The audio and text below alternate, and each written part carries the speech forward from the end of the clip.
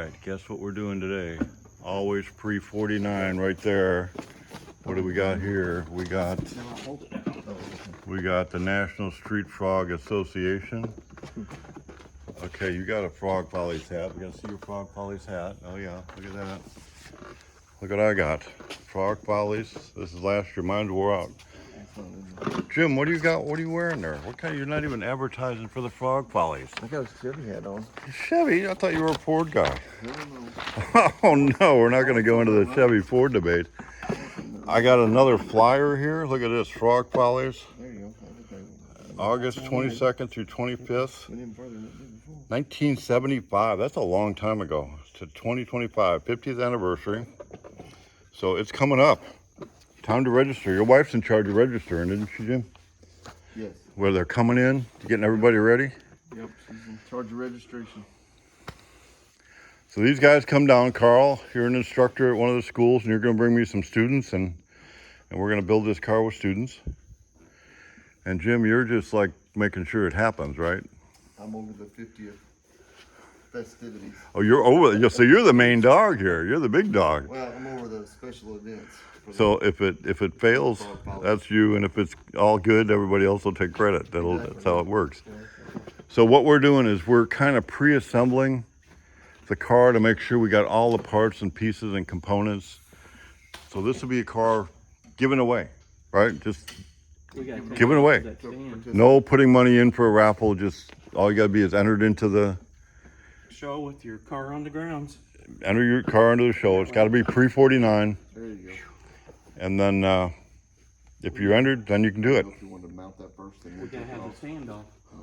So what we're going to do, these guys are putting the torque converter in, putting the motor trans together, and now we're debating, do we take it back apart at the show? We want to be able to accomplish this task of building the car, but we want to make sure when we're done we have a car with all the components. So I think I'm going to be assembling the front end, and we all will, and we're going to sort through the parts that we have, which is kind of important. You can't get to the end and miss a key piece. The car just won't work and function. So we're doing the pre-assembly. So pretty much step one in any build is get the parts sorted out, figure out what you need, and make sure you have everything you need. So I'm going to put the radius rods together first. I've already put the jam nuts on the rod end and the jam nuts on the clevises, so I'll put them in together. And this will be the radius rods for the front. Jim and Carl are over here putting the motor and transmission together, getting the bolts together in it. So we're just getting it pre-assembled. We want to make sure we get this thing done when we get it to the show. Okay, you can always expect a problem. Since this was chromed, the threads in here have got a little bit of chrome in it, so I'm going to have to re-tap them. That could have been a big problem at the show when you go to put it together, and all of a sudden you don't have the right size tap, and you're searching all over Evansville for a tap to go ahead and do a job that should take 5 minutes, and it's take you several hours just to find the tap. All right, so while I was solving a problem that could have been a big one, so we have a solution before it became a problem. These guys have been busy up here. Look at how fancy that is. Getting it figured out? Getting close. Getting close? Well, that'd be good. Or get a die grinder and notch this back. Yeah. You got a end mill and a mill. Up there. I'll make another. I may have a die grinder down here. I don't want a die grinder. I'll take an end mill and cut it. Okay. If not, I'll take them home and cut them and make them back to cut it back and do it at my shop. Okay. Well, we can do it here. I got a mill up there. Yeah, that'll work. We can go. So yeah, that way it gets it looped out around away from that. It'll make a good video. What to do. All right. So what's the old saying? If it was easy, everybody would do it. An hour later, have I been doing this more than an hour? I have one radius rod done. No comment. No comment. I want to blame the chromer though. You guys are making progress. We have a motor mount on. Taking a while. And you want to mill these down a little bit. I got a mill up there if you want to do it up there, and then it'll be done. Yep, that's fine. I got it close though. It shouldn't take me an hour to do the second one. All right, you got it figured out now, right? Well, we're not going to have these kind of problems the weekend of the Frog Follies. That we can help. I'm sure we'll have enough of our own. It's all about logistics. You guys are both logistics guys. You know what it takes. Oh, it takes a whole year to put on a 2-day show, 2.5-day show. Well, in this case, it's a year and a half, almost 2 years on the 50th here. Yeah, we've been putting Yeah. stuff for a long time. Oh yeah, I showed up last year and we were talking about this before I even showed up and talked about this. Yeah, so you were there Friday of August last year, Oh. about 23rd approximately. Anyway, it's actually coming together. Look at that. Yep. We went ahead and pulled the spring apart when we painted it. That way it's all clean everywhere. It's got these slider pads in there. Remember to put them back in.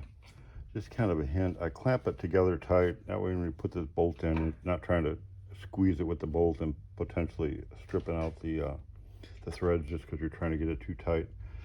This way it's already where it goes. You can hand tighten it and then just tighten it down.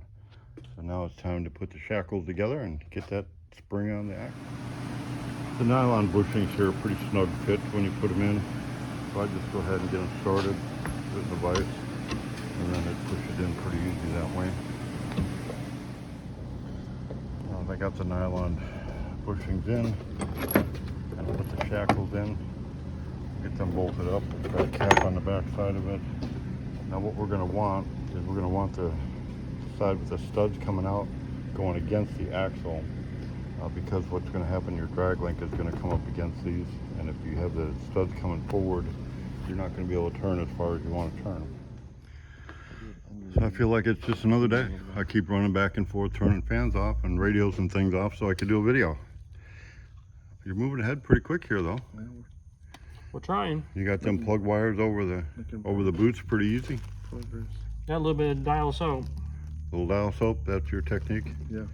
That's how That's because what you found over what we found. That's just because that's all we could find. Number I use silicone, but Last set we bought, they sent a special tool to put it in, like a throwaway tool. It's like awesome. now it had that to crimp the wires. Yeah. Yeah. So we're there. So you need to shorten that one or not? We're moving ahead. I've got the shackles on, and you can see what I was talking about. The bolt sticks up a little bit. So when I put the spring up in the position it's going to be, it's awful close down there. I just want to trim that off a little bit to make sure. But I do want the stud side, or the flat side of this facing my drag link. So I've got the axle assembled. I've got the radius rods on it, springs on it. Some people like to do it different. Some people like to put the spring on it and hang the axle and then put the radius rods on the axle and body or frame when it's all hanging up there. But I like to do it this way, especially when I have help, because you can just kind of go up there, attach both ends here, one here and one here, and then just swing the axle up into place. And with 3 people, that's really easy. And guess what? I have one person, and there he is. I have 3 people. We need to hang an axle. We're gonna do that? Yep. Okay, I have a team of old guys because I hear grunting going down, so we want to spread these radius rods so you don't scratch. You got a cone washer there? Yep. I got a cone washer, so that cone washer goes underneath there first. If you can get that there, and then Carl's gonna lift up and put it into the, it looks like you'll have to push the spring back. So we'll get these in first. All right, so we got ours. There's a cone washer. Put that between. Now you can push this spring back a little bit if you can. I got it pretty tight on there. Just give it a grunt. Yeah. When is the last time you've seen this? That's my favorite parts store. Is this part of the service? This is part of it. Well, I don't know who recommended you, but wherever he was from. Well, we're building a giveaway car for the Frog Follies. It's their 50th annual. So I've got a couple guys down here from Indiana just to see what kind of an awesome parts store we got. So Lisa, actually, which this is unbelievable, actually. And not only that, she can walk Nobody will believe this. Not only that, she can walk on water. Yeah, be careful though. Don't hit your finger. Right. I don't need to lose another nail today. Okay, welcome to Arkansas. You guys are big city boys. When's the last time you've seen the owners of the parts store helping a guy out that lost his wheel on his trailer by changing out the races? long time. It's been a long time. And then we do paper here. But you'll convert that to the computer at some point, won't you? Them computers, don't trust them. Y2K is coming and it's all gonna crash. We'll be done. So we're getting some parts for the motor. It's my favorite parts store. When you got parts people, you don't have to answer what color it is and what's it'll go in. So, well, very good. We're building this is a giveaway car for the Frog Follies 50th anniversary. Be there or be square. We're back at it at the shop. Got the axle on. Now I'm putting the spindles together. So all these are 37 to 41 Ford spindles, but we use GM calipers. And here's a brake bracket for the GM caliper, and then we use either GM or Ford rotors, modern ones. To make them fit, we put a bearing adapter on. So I need to run up to the other shop and use the press to put the bearing adapter on. Now you got all your parts from the parts store. You're ready to put a cool oil pan on, not just an oil pan. Took all the oil out. Oh, look at that. We even painted the oil filter. Fix that frame oil filter right up, didn't we? Fix that frame. And then a little customized on the, I mean, it looks pretty good. It's all about aesthetics. So you got some wire loom stuff. We're gonna make that all pretty. Yeah. We're gonna go up, you're gonna do some machining, and I gotta press some stuff and look for some more parts. So the next step is getting the spindles ready. These are 37 to 41 Ford spindles. And we had to press this bearing adapter on here, which we did. We go with a slingshot, and this kind of looks like a slingshot. That's why they call it slingshot steering. So this arm will go to the Vega steering box, which will be on the car, mounted right over there. And then the lower steering arms are bolted on. On the left side, you're going to have 4 bolts that go right into the upper slingshot arm and the lower steering arm. On the right side, you're going to have a couple bolts with a nut on them. Hold the top part of the brake bracket on, and then the lower steering arm. I've just got them all started. Be very careful you don't cross thread when you get those things going. So I've got them started going now, and I'm going to go ahead and take and put a dab of thread lock on them all. And when I tighten it up, that would be good and tight. And it's time to put them on the car then. What? Can't supposed to get me a, Look at this costume. Probably end up being the same thing we're working with. Stainless bolts. We even got a black aluminum. Is that, no, that's not aluminum, is it? That's just a regular it's stamped steel. stamp steel, but they don't need to know that. It's just a really awesome, cool, custom flywheel cover. So it seems like it's been a long day. A hot day. Hot day. Hot day and Feels like it's been a long day, flipping. but it's not really been a long day. But we did get some stuff accomplished. We finding all the potential problems, solving them before we go ahead and get ready for the build. So we're just pretty much test fitting things. The motor's gonna be ready. You're gonna take those home and mill them, I guess, and make them fit better. They work, but not up to Jim standards, Jim and Carl standards. They got pretty high standards at the Frog Follies. Trying to keep the wires away from the headers. And I've seen these two guys in action. They rule with an iron fist. So don't get out. You go to the Frog Follies, it's a lot of fun, but don't get out of line. You'll be going to the principal's office. Can we do burnouts out there? No. That would be a quick no. Can we bring our own golf cart? No. Oh, come on. You'll have a discussion about that at the meeting, I'm sure, tonight. You can ride your golf cart in swap meet. See? There you go. It cannot be up in the street route area. Is that clearly marked? If it's a official handicap scooter, you can ride that anywhere. Okay, so you heard it here from Carl. Bring your handicap sticker and you can take your golf cart anywhere you want to go. No? Golf cart is not a handicap scooter. Oh, really? You have to have a handicap scooter. Okay. No, don't be getting us in trouble here, please. I'm going to be getting kicked out before I even get to the show. So be there now. August 22nd through the 24th. I got my Dirty Frog Polly hat. Here's a sweaty There's one. a sweaty one, a Frog Polly hat. And there's somebody advertising for Chevy. I don't rate to get one yet.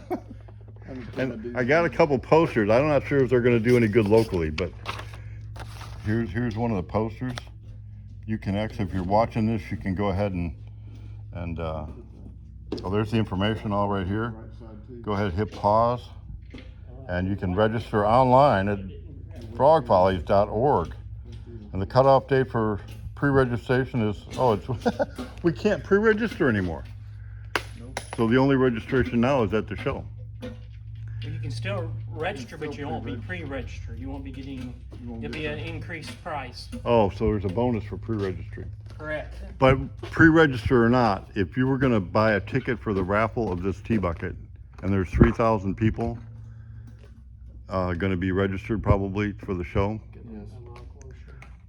I bet, Hang on for your time. Let's look at some flat washers. I am really confident that if there was 3,000 tickets sold for this in a raffle, you'd be paying $30 a ticket at least. How much is entry to the show? I think it's $25. And you get you get a T-shirt only if you pre-register. Yeah. And you get meals. You get food. You get a meal on Saturday night. Wow. You get donuts on Sunday morning. Oh, I'm in. And Herschel will be preaching Sunday morning. Right. So grab your donut and some coffee and go listen to Herschel preach. So I think we're gonna kind of wrap it for today. Are you ready to wrap it? Getting close. They're getting close. Here's the body. It's a green, and I mean, it's a good looking green with all this black accent. We've got a dark leather wrapped steering wheel, so we're gonna do the interior in a light and a dark, a light tan and a dark brown. And just finish putting it together. I'll put these spindles on and get some mega wheels and tires. Where did they go? Look at these things over here. These are some big old wheels and tires, some really nice stuff. Sanderson headers. So it's gonna be a really nice car. So whoever wins it, I may offer to buy it when it's all done. So that'll be it for today. We kind of working on the pre-assembly. Now we know what we don't have, so we can go ahead and get the rest of the parts, and these guys are heading back to Indiana tomorrow.